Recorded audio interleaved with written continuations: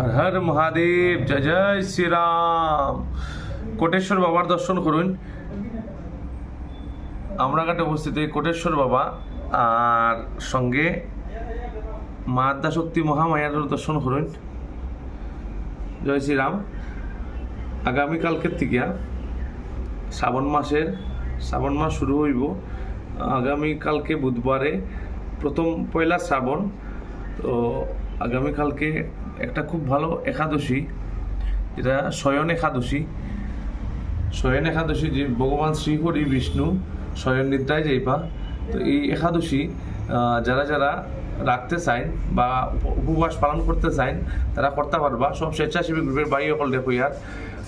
কালকে যদি আপনারা রাখতে পারেন একাদশী বা রাখতে চান তো আপনারা রাখবা সবে। আর সঙ্গে এই যে শ্রাবণ মাস, এই শ্রাবণ মাসে আপনারা মানে যোগাযোগ করবো, আপনারা যে মানে